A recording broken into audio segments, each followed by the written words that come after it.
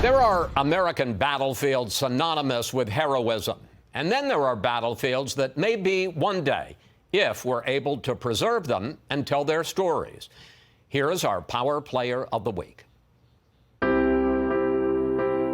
It's a part of American history. It's part of that family history. How are you?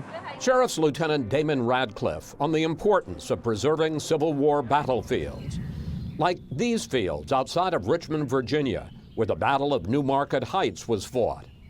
Radcliffe's great-great-grandfather, Edward, is one of 14 black Union soldiers who earned the Medal of Honor there. You have people fighting to make their own decisions, make their own choices. It's important that we continue to learn from history so that we can continue to grow as a country and come together.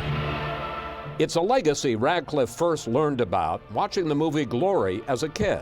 So my grandfather, he explained to me that, we had a relative that fought in the Civil War. It was really surreal to watch what they had to go through, how they kept pressing on regardless of their treatment. Damon started researching his ancestors' story. Edward was a slave on the Hankins farm. He left the farm. He walks down to Yorktown where he joins the Union Army. This is where it all began. And it turned out Edward fought in a field near where Damon is now a law enforcement officer. That's where I am today. I'm walking possibly where he walked.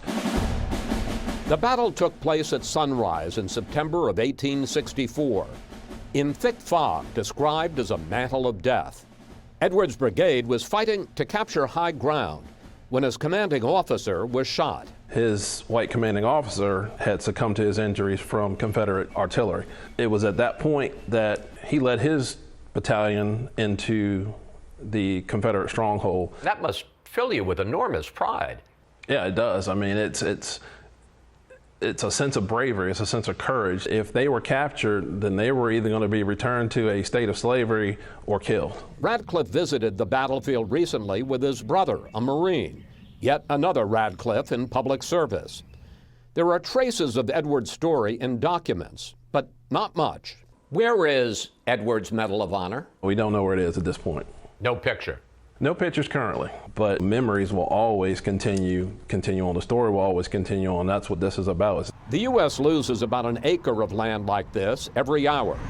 Most drivers whizzing by the Newmarket Heights battlefield don't know they're passing part of our nation's heritage.